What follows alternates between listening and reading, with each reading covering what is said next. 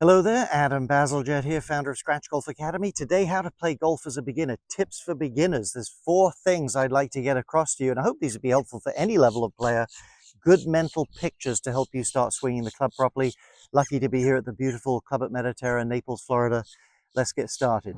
Okay, human beings are amazingly gifted with tools and objects. In this case, it's the club, so we want some instinctive things. Number one, we have to touch on it, has to be the grip. There's no specific grip, but you must be able to freely and easily hinge it. You have to feel the weight of the club and create speed, and you have to be able to turn the face and square it. So relax that lead hand, grip it down at the base of the fingers, diagonally across there. This pad needs to be on top, giving you leverage to hinge it. No more said about it, other than when you look down, not only should you be able to hinge it, but you should see more of the back of your glove, never the fingertips of that glove hand there.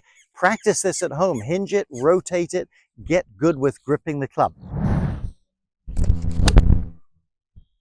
Okay, number 2, posture. Very, very important. Here's what I want you to do. Grab the club like we've been talking about, stand nice and straight. The club, when you let the weight of it hang down, maybe foot and a half from the ground, tilt until it gets to the ball. Tilt from the hips. That aims your swing to some extent down to the ground. Gives you a nice athletic spine position to swing around. It's so important. The 2 things I see most beginners, most golfers, if you like, doing wrong: too much knee bend, and the other one is too much bend from the middle of the spine, not athletic. So bend from the hips, nothing crazy, nothing too arched. You should feel athletic, neither toes nor heels. Good grip and posture is going to get you going. So number 3 on our list, the shape of the golf swing as it's described in golf, the swing plane. So Tiger Woods there, one of the all-time greats, Scotty Scheffler on his way to become that probably. Let's have a look. That's the design of the golf club. Do they stay on it the entire time? No, it's a reference. They will swing a little bit above that as their arms swing up and their wrists break a bit, but you can see there's always that reference to that nice clean circle. That is what you're looking for. I'll give you a drill in just a moment to do that. Here comes Scotty. Again, very much along that, a little bit above it, very much related to that coming in. That is going to stand you in good stead.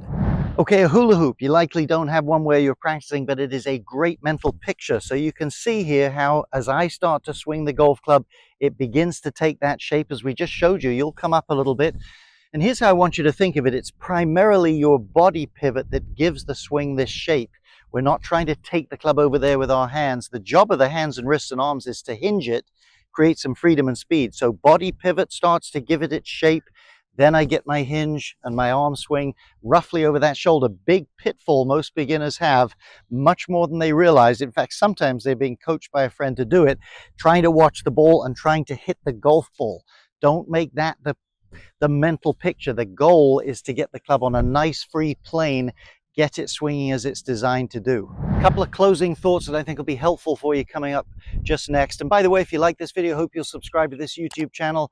AdamBGolf.com is my teaching website. Scratch Golf Academy is where all the videos are really hosted. That's the full courses. Here we go. Job number 4, and this is crucial. It is not the job of the golfer to get the ball up in the air or to get under the ball. The job of the golfer is to apply pressure to the ball. Yeah, not even really to hit it, to apply pressure. This is the tool you have. Golf balls compress, same way tennis balls and baseballs do. The more pressure applied, the more ball speed you'll have. So certainly we're trying to give the shot a little bit of pop at the bottom, but we're not trying to lift it or get this look. We're trying to apply pressure to it. So what I want you to do next time you're at the range, get a short iron. This is an 8. Make a little backswing and make some shots where you really have a certain firmness to the golf club and you've engaged your core there. None of this sort of jazz as you go through. You can do that with a paper wad at the house. Get a copy paper sheet of paper, ball it up.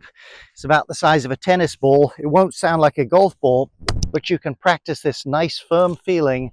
You're giving it some pop, but the goal is to compress the ball. Okay, some closing ideas. These are important if you're a new golfer. Bad imagery, bad mental concept will get you off on the wrong foot in your golf life, and it can take years, perhaps, if you practice enough the wrong way to recover from it. So you have to have a reasonable grip. You have to have some reasonable semblance of a posture. Don't strike at that golf ball.